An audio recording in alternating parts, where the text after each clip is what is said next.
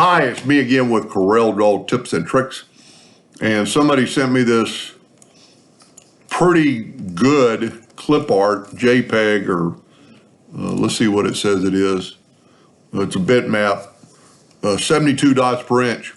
So what I always do is I'm going to make a copy of this by hitting the plus key on the keyboard and putting it over there. That way I kind of know more of the size that we want to work at. I've already done it. It works really well. I am going to make this like 10% of the original. Make sure your ratio is locked. Well, that isn't really going to matter because we're going to crop out all this white anyway. So we're just going to make it 2 inches by 1.5 inches.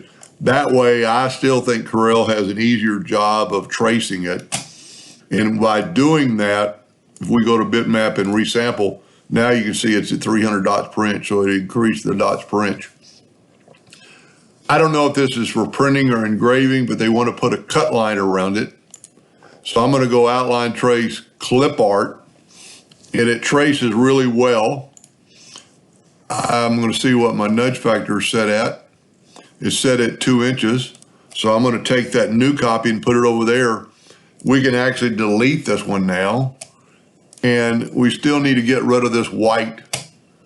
There's a couple ways you can do it, but it's so few pieces. So just go to Object, Group, and Ungroup, and then get rid of the white just by clicking on the white and hitting Delete. So any part that's white, it'll delete it, and the yellow background will show through. So that's really it.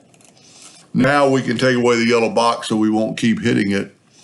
And I don't know by outline if they want the whole thing in an outline with the birds, and the birds could probably be redone.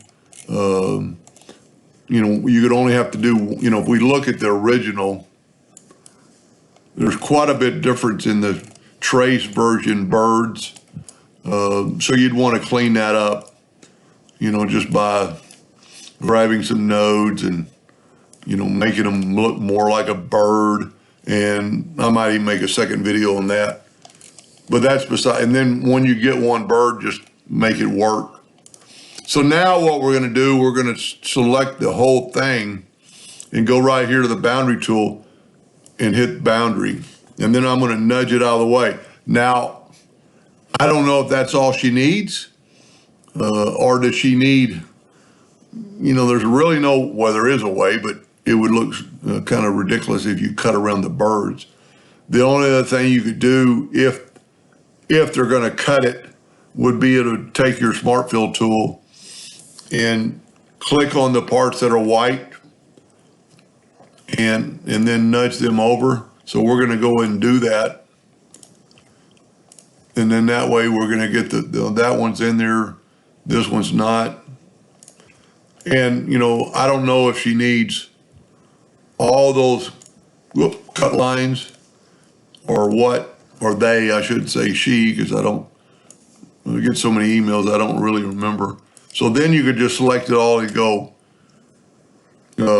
left click, no fill, and right click hairline. And now you have all those pieces of the moon. And so I don't know if that's what they're wanting, or if they're wanting something more. The birds would be very easily fixed. You know, there's a few parts of because the original graphic was kind of in this white box, it's cut off the tips of these trees. So if we take those, real easy to do it, just take your Smart Fill tool or your shape tool and just delete some of them. You could actually probably delete that and delete that. You know, give the leaf a more rounded look. Other than that, I think it looks good, with the exception of the birds, you know, like right down there. It looks good. And if we Smart Fill it, kind of see what it's going to look like, and then these pieces would have to be added in. Now, with that said, I don't know if she needs this cut line around the graphic, but because we've nudged, we can nudge it all over and then she could print it and cut it. Of course, I'd fix the birds. So now you have a cut line around everything, but your graphic could be printed from there. Just make sure that your, let's nudge the cut line out of the way. Yeah, it's something other than a hairline, so you would need to grab it all and go right up here to hairline and make it a hairline.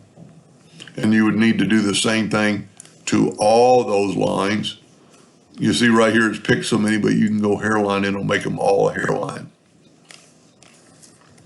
Anyway, I truly hope that answered her question. And see what we did here too. We changed the brush stroke, or we changed the graphic. So in something like that, you'd want to, maybe actually change, not really the outline, but change the graphic. Remember we took these two away and took that away, and then I would fix that first before I put an outline around it. Anyway, I hope that helped a little bit. Thank you for watching.